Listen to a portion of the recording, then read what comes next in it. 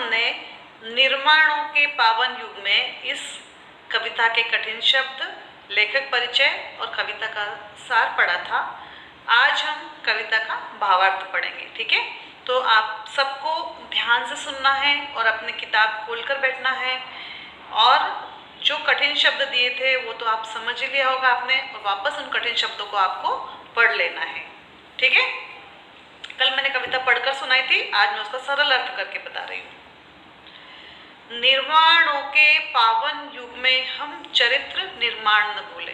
देखो बच्चों, लेखक यहाँ क्या कहना चाह रहे हैं कि निर्माणों के पावन युग में अभी जो इतने निर्माण, इतने नए नए अनुसंधान, इतनी नई नई खोजें हो रही है, तो उसमें अपना चरित्र का निर्माण, चरित्र को अच्छा बनाना कभी भूलना नहीं चाहिए। हमारा चरित्र अच्छा होना चाहिए। एक आदमी का चरित्र अच्छा रहा तो उसकी बहुत पूछ होती है, तो हमारा चरित्र अच्छा होना चाहिए। अभी जो हम नए नए आविष्कार कर रहे हैं उसमें हमें अपने चरित्र का निर्माण करना नहीं भूलना चाहिए। स्वार्थ साधना की आंधी में वसुधा का कल्याण न भूले। मैंने आपको कल बताया था, वसुधा यानी पृथ्वी अपने स्वार्थ के लिए इस धरती पर, अपने स्वार्थ की आंधी के लिए इस धरती का कल्याण करना न भूले। यानी लोगों का हमें हमेशा कल्याण करना चाहिए, दूसरों के दुख में साथ देना चाहिए। हमें यह भूलना नहीं चाहिए कि हम बहुत बड़े हो गए हैं, हमें किसी की भी मदद करनी चाहिए। माना अगम अगाध सिंधु है, संघर्षों का पार नहीं है। देखो, मैंने आपको कल अगम और अगाध का बताया था। अगम और अगाध यानी बहुत बड़ा, बहुत विशाल, सिंधु यानी समुद्र। यानी हमने माना है कि सागर के समान, समुद्र के समान हमारे जीवन में संघर्ष है।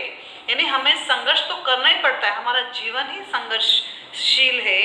किंतु डूबना मझधारों में साहस को सिखाने। लेकिन एक नाविक जब नाव लेके चलता है तो क्या लहरों में डुबा देता है मझधार में? हमें यह स्वीकार नहीं करना चाहिए। यानी हमारी जिंदगी में कितने भी संघर्ष हो, उन्हें हमें सुलझाने चाहिए, उनसे पार होना चाहिए। जटिल समस्या सुलझाने को नूतन अनुसंधान न भूले। हमारे जीवन में अगर कोई कठिन, जटिल यानी बहुत कठिन, मुश्किल समस्या भी आ जाए तो उनको सुलझाने के लिए नूतन यानी नया अनुसंधान यानी खोज करना नहीं भूलना चाहिए। यानी कभी यहाँ कहना चाह रहे हैं कि हमारे जीवन में जो संघर्ष आते हैं उसके नए नए तरीके हमें सोचने चाहिए और संघर्षों से बाहर होना चाहिए। समझ में आया ना बच्चों? निर्माणों के पावन युग में हम चरित्र निर्माण न भूलें, स्वार्थ साधना की आंधी में वसुधा का कल्याण न भूलें। ये निर्माण का युग है, विज्ञान का युग है। इस युग में हमें अपने चरित्र निर्माण को नहीं भूलना चाहिए और अपने स्वार्थ के लिए इस धरती का बुरा हमें नहीं करना चाहिए। अपने स्वार्थ की पूर्ति के लिए धरती को हमें नहीं भूलना चाहिए। शील विनय आदर्श श्रेष्ठता तार बिना झंकार नहीं है। हमारा जो जीवन है उसमें शील होना चाहिए, नम्रता होनी चाहिए, परोपकार होना चाहिए, आदर्श होना चाहिए और श्रेष्ठ होना चाहिए। यानी हम दूसरों से श्रेष्ठ बनने की, दूसरों से अच्छा बनने की हमेशा हमें कोशिश करनी चाहिए। उसके बिना हमारे जीवन में कोई लय नहीं है, कोई झंकार नहीं है, कोई आवाज नहीं है, कोई सुर नहीं है। शिक्षा क्या स्वर साध सकेगी? ये जो शिक्षा हम ले रहे हैं वो क्या हमारा जीवन चला पाएगी यदि हम में नैतिकता का आधार नहीं है, हमारे अंदर नैतिकता नहीं है तो ये शिक्षा भी कुछ काम की नहीं है। जो शिक्षा हम ग्रहण कर रहे हैं, अगर हम में नैतिकता नहीं है, शील नहीं है, दूसरों से श्रेष्ठ बनने के गुण नहीं है तो कुछ काम की शिक्षा नहीं है। कीर्ति कौमुदी की गरिमा में संस्कृति का सम्मान न भूले। कीर्ति कौमुदी यानी चांदनी, यानी चमक धमक, इस की चमक धमक में अपने भारत की जो संस्कृति है उसका सम्मान करना, उसका रिस्पेक्ट करना कभी भी हमें नहीं भूलना चाहिए।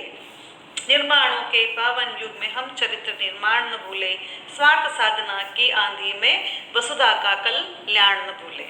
यानी इस निर्माण के युग में हमें हमारा चरित्र का जो निर्माण है वो हमेशा करना चाहिए और हमें अपने स्वार्थ के लिए धरती का कभी भी कल्याण करना नहीं भूलना चाहिए। धरती पर हम रह रहे हैं, इस धरती पर जो भी पशु पक्षी मानव है उसका हमें हमेशा उपकार करना चाहिए, काम करना चाहिए, दूसरों का भला करना चाहिए। आविष्कारों की कृतियों में यदि मानव का प्यार नहीं है, सृजनहीन विज्ञान व्यर्थ है, प्राणी का उपकार नहीं।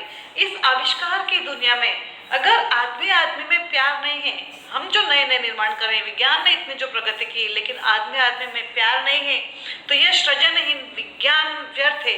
ये जो सृजनहीन विज्ञान है यह बेकार है, जिसमें प्राणियों का हम उपकार नहीं करते हैं, किसी प्राणी पर हम उपकार नहीं करते हैं, किसी का काम नहीं करते हैं। कवि यही कहना चाहता है पूरी कविता में कि हमें दूसरों का भला करना चाहिए, दूसरों से अच्छा बनना चाहिए, नम्र रहना चाहिए, शील नैतिक सब गुण हमारे अंदर होने चाहिए। भौतिकता के उत्थानों में जीवन का उत्थान न भूले।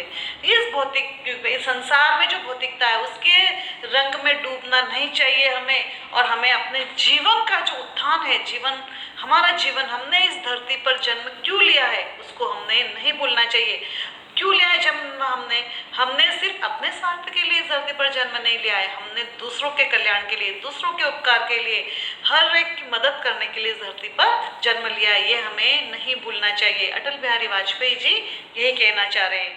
निर्माणों के पावन युग में हम चरित्र निर्माण न भूलें, स्वार्थ साधना की आंधी में वसुधा का कल्याण न भूलें। मैंने आपको बताया था वसुधा यानी धरती। निर्माणों के इस पावन युग में हमें अपने चरित्र का निर्माण करना नहीं भूलना चाहिए, और अपने स्वार्थ के लिए इस धरती का कल्याण करना हमें नहीं भूलना चाहिए। ठीक है, तो ये आपकी कविता अभी खत्म हो गई है। तो अभी आपको पढ़ना है, और जो मैंने बोला है सुनना है, समझना है, वीडियो को बार बार देखना है।